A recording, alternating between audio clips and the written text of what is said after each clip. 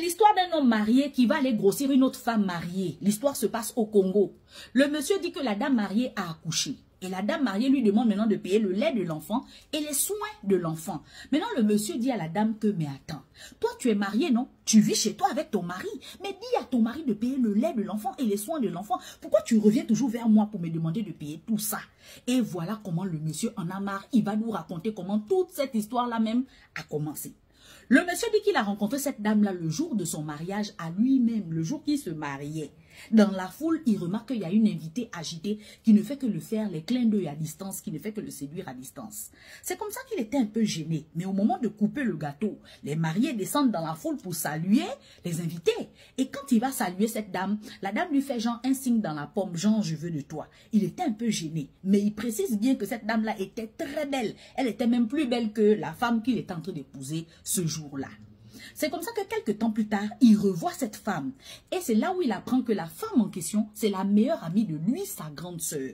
Et la femme en question même, elle est mariée. C'est comme ça que la femme en question, la dame, elle réussit à parler avec le jeune ce jour-là.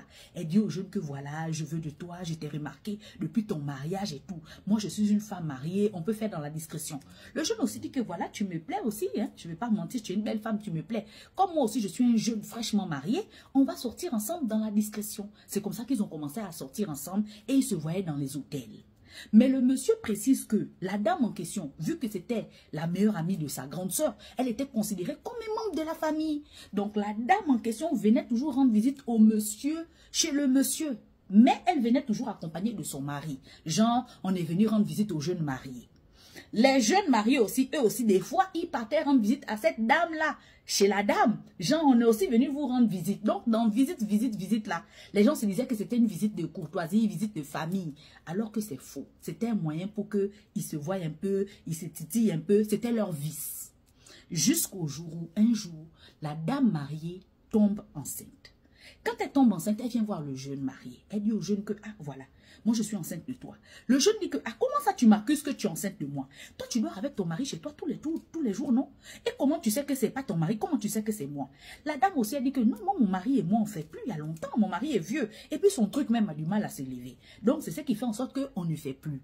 Le jeune dit que non, il faudrait qu'on trouve une solution. Il faudrait qu'on colle cette grossesse-là à ton mari. Tu ne peux pas dire que tu es enceinte de moi. Moi, je suis fraîchement mariée. C'est comme ça que la dame a dit, ok, il n'y a pas de problème. Vous connaissez les femmes, non? Comme on a le pouvoir dans la main.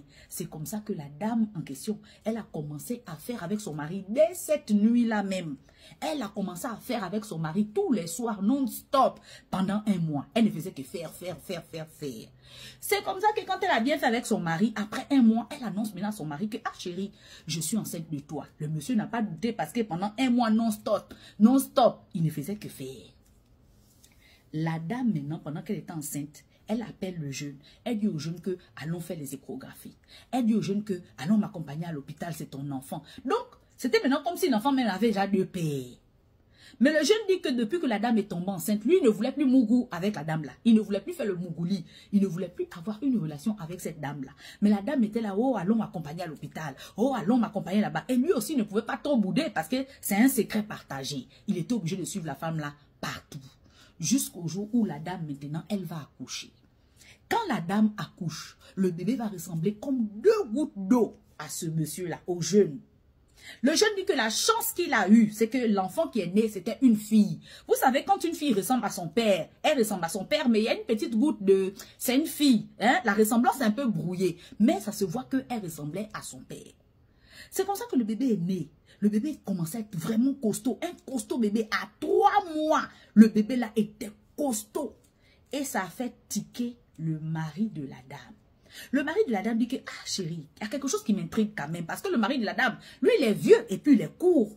Il est court, on dirait un pygmée, et puis il est noir. Donc du coup, tous ces enfants qu'il a eu avec la dame là, tous les enfants sont courts et puis noirs.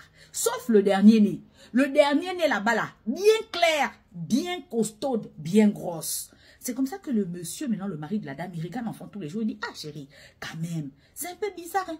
L'enfant là grandit vite comme ça, 3 mois, voici la taille du bébé. Grand détail, clair.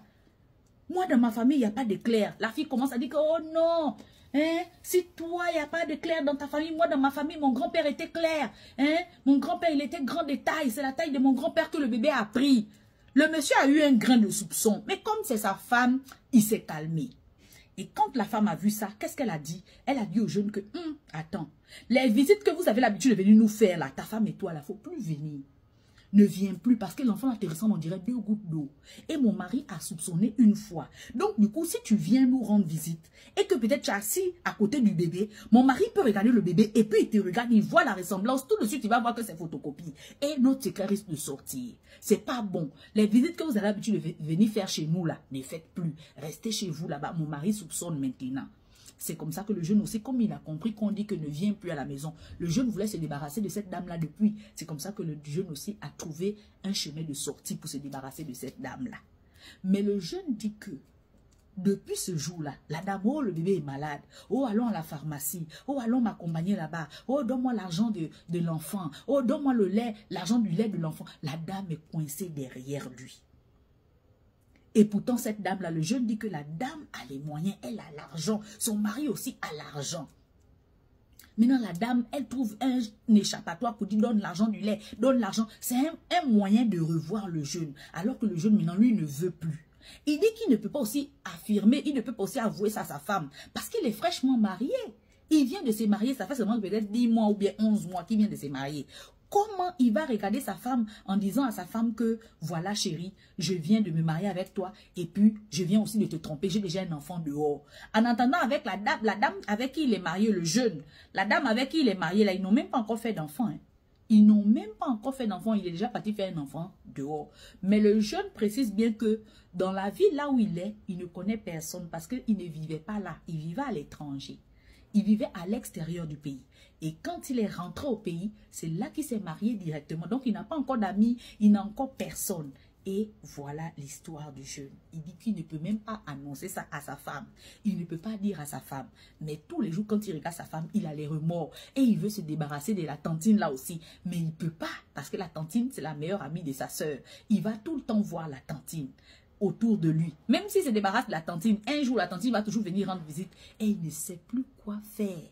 Si tu as un conseil à lui donner là, ou bien si tu as quelque chose à dire sur cette histoire-là, écris en commentaire.